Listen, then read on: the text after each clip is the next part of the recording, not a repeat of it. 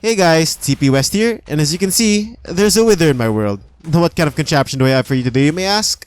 Well, today I'm going to show you what may be the fastest spawner-based wither rose farm for 1.16. That's right, it only works for 1.16 because it uses the new Magma Cube spawners added in the recent version. Now you may ask, TP West, why Magma Cubes? Well, Magma Cubes have unique behavior in the game which it only shares with slimes, in that if you kill a large or medium one, it'll split into 2 to 4 smaller versions of itself. And each time a wither kills it, it'll drop a wither rose. Now let's say you have one large magma cube. When the wither kills it, it'll drop one wither rose and split into 2 to 4 smaller magma cubes, each dropping another wither rose. And those will split into smaller magma cubes, dropping their own wither roses. So essentially, for one mob, you could get up to 21 wither roses. And since we're using a spawner, it's not reliant on the mob cap. So it'll work just as well even with other players online. So for a setup like this, expect to get around 2,500 wither roses per hour. And this is only after a few minutes of running the farm. And you'll get a few magma creams out of it as well. Now for something that's so simple and consistent, I think that's not bad. So now how do you build it? Well, first you'll need to find this. This is the new Magma Cube spawner in the new Bastion Remnant in the new 1.16 Nether. And after you find that, you'll just need to clear out a bunch of area to build your farm in. Now, I'll be building the farm in a super flat world to make it easier to demonstrate, but just take note that when you actually build this thing, it will be in and around the Bastion Remnant. So bring some gold armor. So to start off, you need to build your spawning room. This is the room where your magma cubes are going to spawn in, and this red block over here represents your spawner. And you are going to be digging most of this out, so just make sure to have the same dimensions as the room I'm going to build here. So from the side of the spawner block, go out 6 blocks, 1, 2, 3, 4, 5, 6. And at this layer, this is where you'll place your wall. And do that for all 4 sides. And then for the ceiling, just go up 3 blocks, 1, 2, 3. And up here is the layer you'll build your ceiling. And then for the floor, just go down 11 blocks, 1, 2, 3, 4, 5, 6, 7, 8, 9, 10, 11. And then down here is going to be the layer where you'll build your floor. And your floor needs to be made out of bottom slabs. But the walls and the ceiling can be made out of any blocks you have. And when you're done building the room, it should be around this size. Next, you need to go to one side of the room. I'm just going to use this side over here. And clear out the bottom 2 rows of blocks. The one in line with the bottom slabs and one block above it. Like so. And then you need to make a 3 by 5 hole roughly in the center of this floor. So around here, a 3 by 5 hole. Like so. And then you can also place a row of nether bricks over here in line with the floor.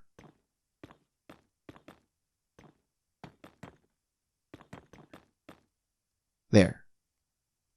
So now we can build up our collection area starting from the edge of this hole over here. Let's just go down by 5 blocks. So 1, 2, 3, 4, 5.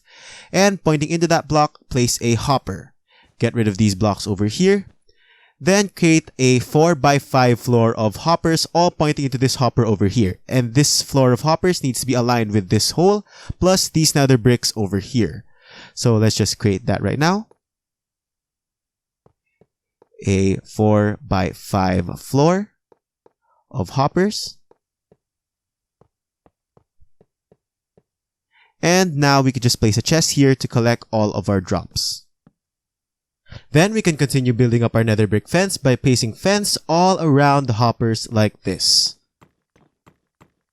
But we will leave this empty, the side facing the spawner, and build this all the way up until right before you reach the bottom slabs over here. And do that for all of the nether bricks. And once you finish building your nether brick cage, it should look like this. And let me emphasize that this does need to be nether brick because the wither can break normal wooden fences. Now you can break the bottom nether brick fence over here. And you can build up a 3 by 3 wall with a hole in the middle. And this wall needs to be made up of a block that has a high blast resistance like stone or cobblestone. And then here in the center, you can place an ender chest. Next, we need to build up another wall over here. Just start from this hopper and go all the way up. And all the way around. And all the way down. Until you reach this hopper over here. Then you can start filling in the top 2 rows. And this bottom center block over here. Now on these two sides, you need to grab a wall. I'm just using cobblestone walls, but you can pretty much use any of the available walls in the game and place them here and here. Then here in the center, just place another ender chest. Now the reason why we have these ender chests is so that the wither can see through the gap above the ender chests over here. And it'll track the chickens on the other side of that wall. Now we can add in our chickens. First by placing 3 temporary blocks against that hopper over there. Then place a sticky piston facing this way. Remove those temporary blocks and place 2 honey blocks in front of the piston. Then on top of those, place trapdoors. And then place some temporary blocks so that we can keep the chickens in place as we push them in. And one more on top, like so. Then we can remove these trapdoors temporarily and place 4 blocks like this. Then place a circle of rails on top and remove those rails and these 2 blocks. Then we can place the trapdoors back.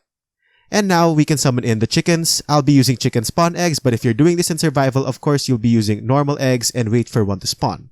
Just place a chicken over here, then a minecart on top, and just push them in place.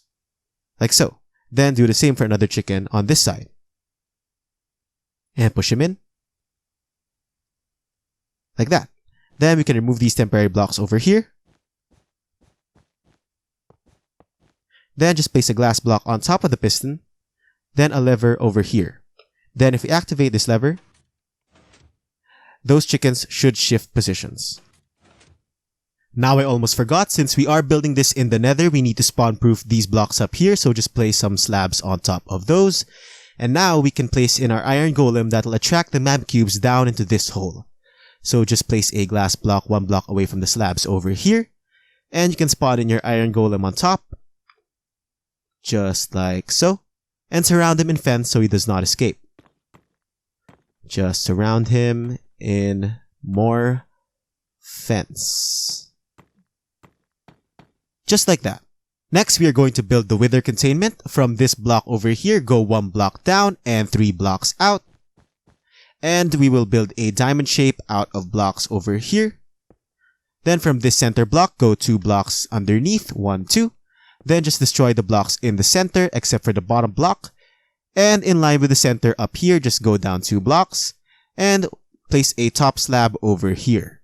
Then you can destroy these blocks up here, then these scaffolding blocks as well. And this is the setup that will contain our wither. Now before we summon in the wither, let me offer you a short explanation for our setup over here. Now if this design looks familiar, that's because it is a slightly modified version of Raysworks wither cage, which I will link to in the description below. So basically, once we summon in the wither, it'll start tracking this chicken over here because it can see it through the gaps in the ender chest. But it can't actually attack it because of the walls we've just set up. Instead, it'll attack whatever mobs we have inside this cage over here. So, as long as the wither is tracking something, it won't be able to escape the setup we've just made right here. But that still leaves us with one problem. As we all know, the wither has 3 heads. And the middle head has the unique property in that it can shoot out blue wither skulls, which can pretty much destroy any placeable block in the game. And it usually won't do this when it's tracking a mob, except in very, very rare occurrences. So, if given enough time, it will break through our entire setup over here, and kill the chickens, and eventually escape. To combat that, we just need to stop the middle head from shooting out skulls entirely. The way we do this is by switching out the chickens over here. Now the middle head is still tracking this chicken, but will stop shooting out skulls because it can no longer see it. The side heads, however, will move on to this chicken over here and shoot at it, allowing the farm to continue on normally. Now we need to do this every time we relog or unload and reload the area. So every time you come back, just flip the switch, or every time you relog, flip the switch again. Because the wither will switch its focus to the next chicken. Now despite this, there's still a small chance that before you're able to flip the switch, the wither is able to summon in a blue wither skull. That's why we have 2 walls over here, so if the wither is able to break through the first wall, you have the second wall for insurance. So now I'm going to show you guys how to summon in the wither. First, you need to make sure that the hole up here is blocked up so that there are no mobs in this chamber, and there shouldn't be any other mobs around the area. Now we'll go down to the path I made, because I will be doing all of this in survival. Get ready with your stuff, your soul sand, your wither skeleton skulls, a lava bucket, and an extra block. Now go over here to the other side, and we will start placing in our soul sand. In this formation over here, with a tail at the center. And we'll go down here, and let me switch to survival mode. And I'll grab my wither skeleton skulls and place the 3 over here. Now place a lava bucket against this block over here. And we'll go over to the other side and wait for the initial explosion. Like that. Then we'll flip the lever. And then we'll wait for a little bit. And then go over to the other side. Get rid of the lava source. And wait for it to go down. And once the lava has gone down low enough, you can place the block down here in the wither's feet. And now that wither is trapped. And now that the wither is trapped in there, you can remove the temporary blocks up here. Like so. And the mobs can start pouring in and we can get our wither roses. A few more notes before I sign off. First, when you're originally summoning your chickens, they will be baby chicks when you use eggs, so just make sure that they grow up before you summon in your wither. Next, every time you leave or when you're gonna log out, just make sure that this chamber is empty, so just allow the wither to kill them before you do that. And another thing is that when you AFK here, just make sure that you're within 16 blocks of this spawner so it can start spawning in mobs. And again, most important of all, do not forget to flip the switch every time you come back. And that's how you build the fastest spawner-based wither rose farm for 1.16. The world download will be in the description. And if you enjoyed this video, please hit that like button because it will really help my channel grow. And if you want to see more redstone builds and farms, don't forget to subscribe and hit that notification bell. Once again, this has been TP West. Thanks for watching!